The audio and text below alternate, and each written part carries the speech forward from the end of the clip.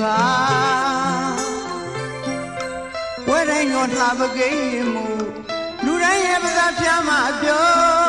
မရွှေချောတဲ့ခမရှင်ပြုမင်္ဂလာနာသာဆုံးသွားသူမပါမပြီးပါ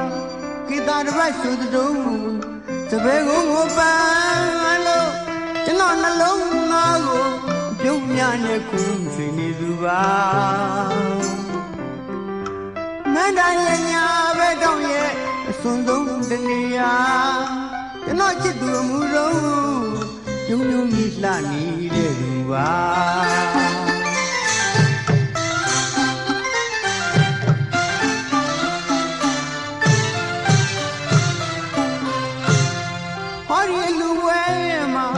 စောင်းထိုးလို့ကြည်နေတဲ့သူဟာဝဲတိုင်းတော့လှပကိမှုလူတိုင်းရဲ့ပစာပြမအပြောမရွှေချောတဲ့ခမရှင်ပြုမင်္ဂလာနာသာဆုံးသွားသူမပါမပြီးပါကိတာတပတ်ရွှေတုံးတပည့်ကိုငိုပန်းလို့ကျွန်တော်နှလုံးသားကိုအပြုံးများနဲ့ခုန်ရွှေနေသူပါ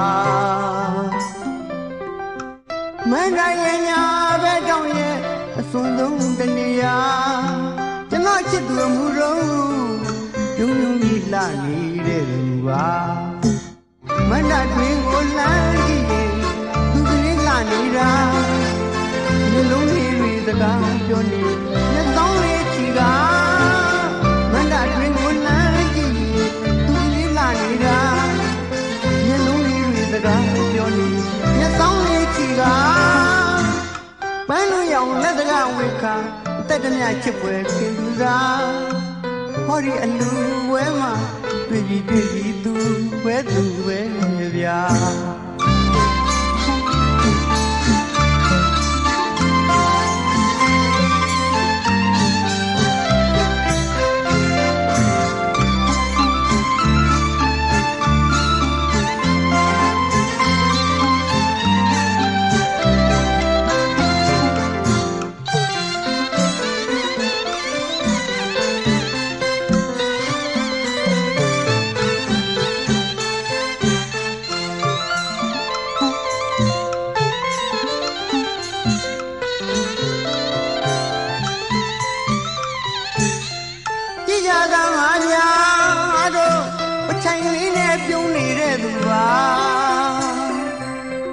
ပြောရင်ဆိုရင်ဒီပက်လေက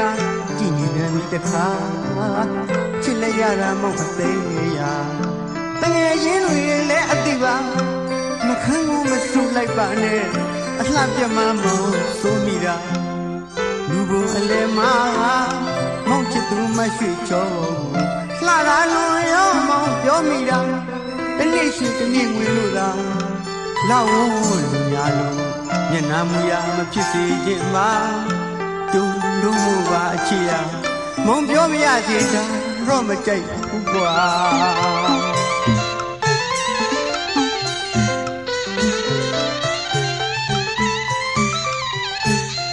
ကြည်ရသမားများတို့ပထိုင်လေးနဲ့ပြုံးနေတဲ့သူပါပြောရင်ဆိုရင်ဒီဘက်လှည့်ကကြည်နေတယ်ဒီတခါချစ်လိုက်ရတာမဟုတ်သေးရာ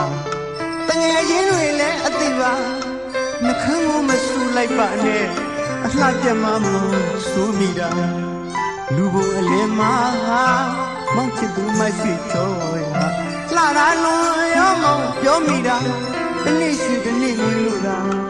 လောက်လူများလို့မျက်နှာမူရမဖြစ်စေခြင်းမှာကျုံလို့ပါအချစ်ရမုံပြောမရစေတာတော့မကြိုက်ဘူးကွာမန္တတွင်ကိုလမ်းကြည့်ရင်သူကလေးလှနေတာမျိုးလုံးလေးတွေစကားပြောနေမျက်တောင်းလေးချီကမန္တတွင်ကိုလမ်းကြည့်ရင်သူကလေးလှနေတာဗျမျိုးလုံးလေးတွေစကားပြောနေမျက်တောင်းလေးချီကပန်းလို့ရောင်လက်စကားဝေခါတက်တမြချစ်ပွဲခင်သူသာဟောဒီအလူဝဲမှာတွေ့ပြီး